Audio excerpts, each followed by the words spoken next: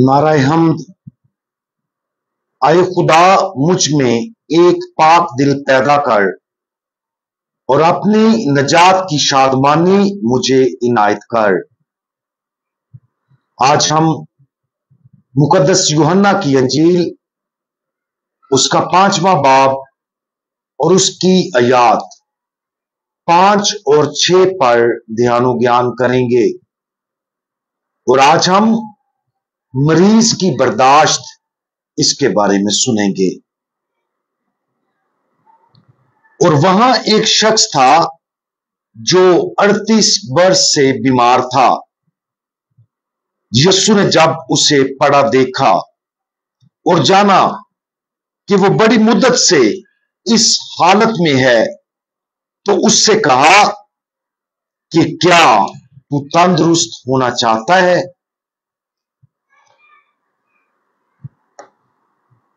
उस शख्स ने अपनी जिंदगी में क्या कुछ बर्दाश्त किया, सिर्फ वही लोग समझ सकते हैं जो कई सालों से माजूर हैं।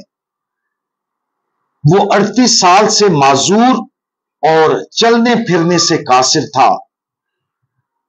ये ख्याल किया जाता था कि वो जिस हौज के पास बैठा था उसमें शिफा याबी की ताकत है। लिहाजा बहुत से लोग जो बीमार और माजूर थे हौज के किनारे बैठते थे और पानी में हलचल के वक्त सबसे पहले उसमें दाखिल होने की कोशिश करते थे। खुदावंद यीशु मसीह उस आदमी को देखता है और इतने सालों के बाद उसकी शिफायाबी की ख्वाहिश को वाज़े तौर पर महसूस करता है। गालबन उसकी शिफा याबी की ख्वाहिश उसकी जिंदगी में सबसे शदीद ख्वाहिश थी। चलने की सलाहियत के बगैर वो काम नहीं कर सकता था। इसी वजह से उसे भीख मांगने और दूसरों की सखावत पर इन्हसार करना पड़ता। उसके मसाइब और उस हौज से शिफा के लिए उसकी जारी कोशिशें किसी भी दिल को हमदर्दी की तरफ ले जाएंगी। और चूंकि खुदावंद यीशु मसीह का दिल हमदर्दी से भरा हुआ था, इसलिए वो उस शख्स को ना सिर्फ उस शिफा याबी की पेशकश करता है जिसके लिए उसके दिल में शदीद ख्वाहिश थी, बल्कि उससे भी कहीं ज्यादा उसे अता करता है। उस आदमी के दिल की एक खूबी जिसने खास तौर पर खुदावंद यीशु मसीह को हमदर्दी की तरफ रागब किया होगा, वो सब्र और तहम्मुल की खूबी है। ये खूबी कुछ जारी और तवील आजमाइश के दरमियान उम्मीद रखने की सलाहियत है। उसे बर्दाश्त या लंबापन भी कहा जाता है। आमतौर पर जब किसी को मुश्किल का सामना करना पड़ता है तो फौरी रद्द अमल उससे निकलने का रास्ता तलाश करना होता है।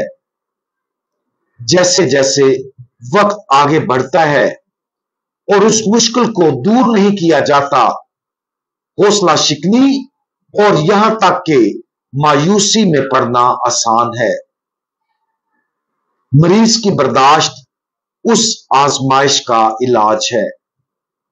जब कोई जिंदगी में किसी भी चीज और हर दुख को सब्र के साथ बर्दाश्त कर सकता है, तो उनके अंदर एक रूहानी ताकत पैदा होती है जो उसे मुतअद्दिद तरीकों से फायदा पहुंचाती है। दूसरे छोटे चैलेंजों को ज्यादा आसानी से बर्दाश्त किया जाता है।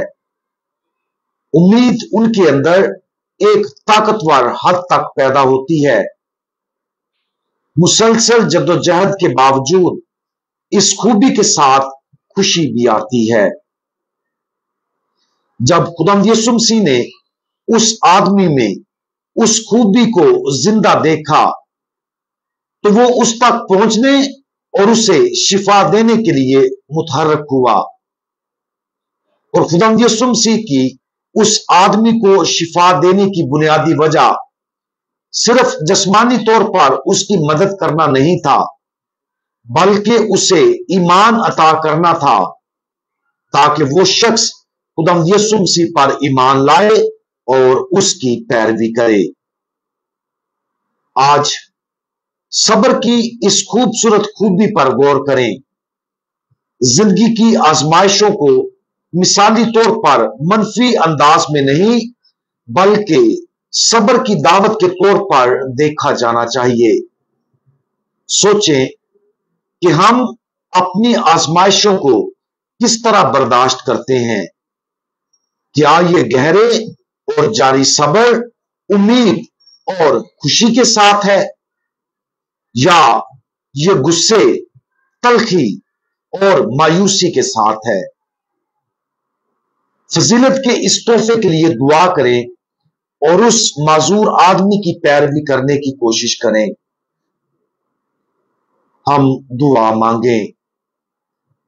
तमाम उम्मीदों के मालिक खुदावंद, आपने जिंदगी में बहुत कुछ बर्दाश्त किया और बाप की मर्जी की कामल अतायत में सब्र के साथ सब कुछ बर्दाश्त किया।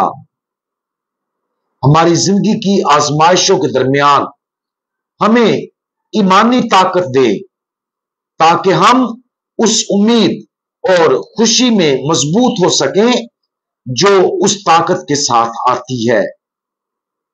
हम गुनाहों से किनारा कशी करके मुकम्मल भरोसे के साथ आपकी तरफ रुजू लाए। खुदावंद यीशु मसीह, हमारा भरोसा आप पर है। आमीन।